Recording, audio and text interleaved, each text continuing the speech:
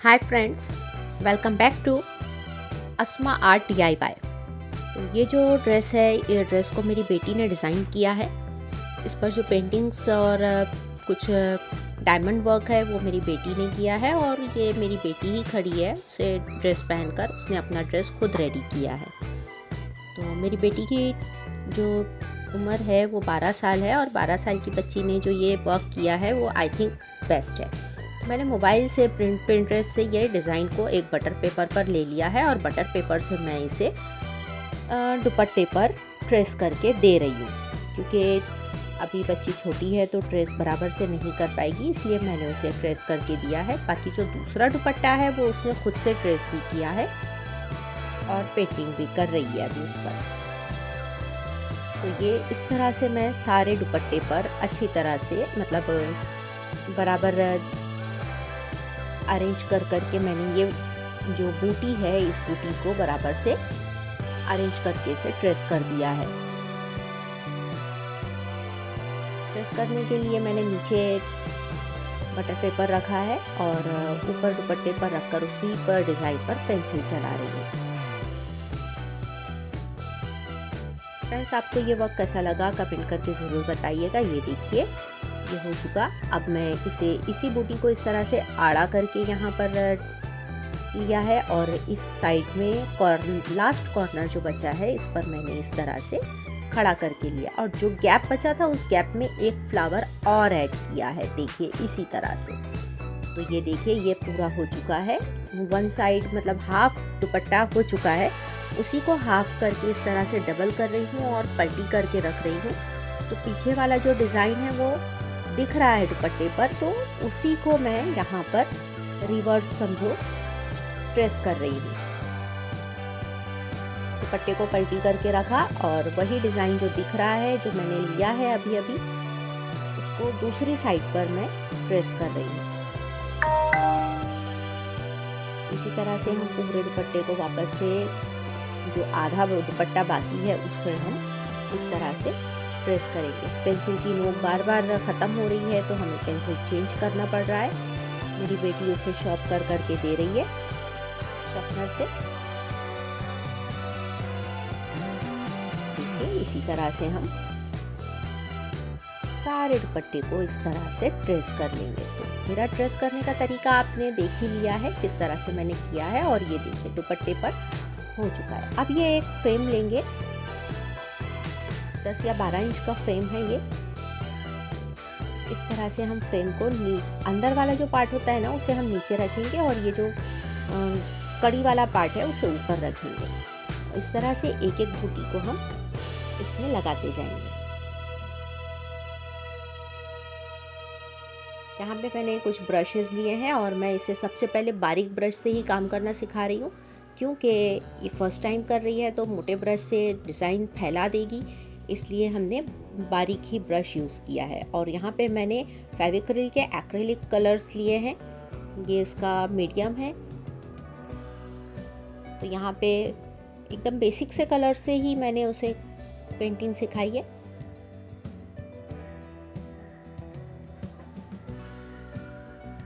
Red colour लेंगे सबसे पहले।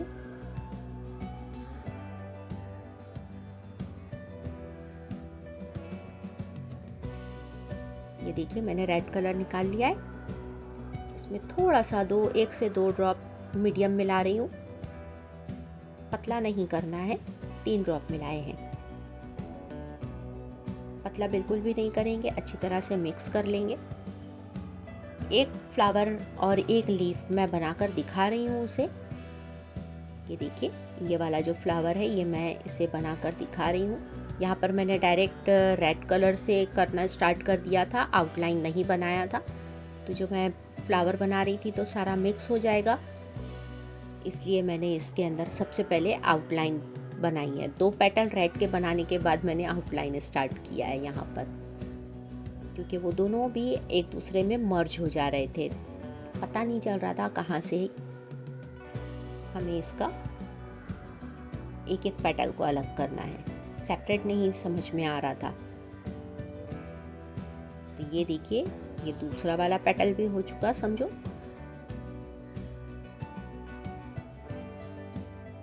बस इसी तरह से हमें शेड नहीं लेना है। बेसिक सी पेंटिंग कैसे करते हैं बस यही मैंने बच्ची को समझाया है। ये देखिए दोनों भी पेटल एक दूसरे में मर्ज हो गए ना, इसलिए मैंने यहाँ पर वाइट कलर लिया है। तो ये उसी का छोटी बॉटल में एक मेरे पास में रखा हुआ था, पहले मैं वही यूज़ करूँगी। बहुत ज़्यादा थिक हो गया है ये। तो ये देखिए, इसे सेपरेट करने के लिए मैं पहले वाइट से आउटलाइन करेंगे। ये देखिए यहाँ से मर्ज हो गया था। बहुत ज़्यादा थिक है इसलिए इसमें भी थोड़ा सा मीडियम मिलाऊंगी।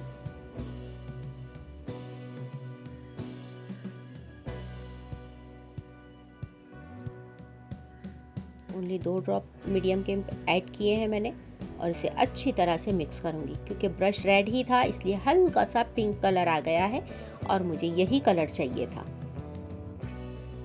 वाइट नहीं चाहिए था। ये कलर भी बहुत अच्छा आ गया है। इसमें हल्की हल्की मैं इसे शेडिंग देना बता रही हूँ। यहाँ पर इस तरह से शेड करना है। मैंने बारीक शेडिंग इसे नहीं बताया है क्योंकि बारीक स्ट्रोक बच्ची नहीं ले पाएगी, फर्स्ट टाइम है इसलिए।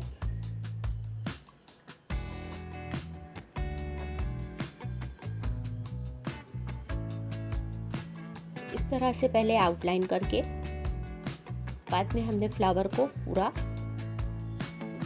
बनाया है, फिल किया है फ्लावर को रेड कलर से और उसमें वाइट मीन्स लाइट पिंक, एकदम लाइट पिंक है। जो कलर दिख रहा है बॉर्डर का उसी से हमने आउटलाइन का जो कलर है वही कलर से हमने उसको अंदर से हल्का हल्का शेड किया है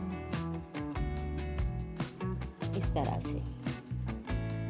ये देखिए वाइट ज़्यादा दिख रहा था इसलिए मैंने ऊपर से रेड भी लिया है।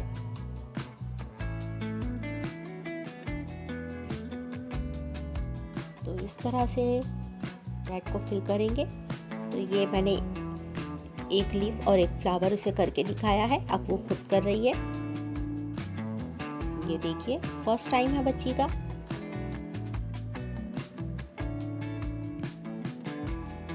थोड़ा थोड़ा लेकर हम इसमें ऐड कर रही है।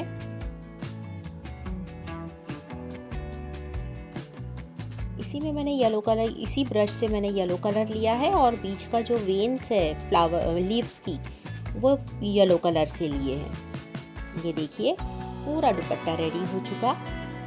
दुपट्टे के साथ साथ मैंने फ्रॉक भी इसका इसी तरह से बनवाया है।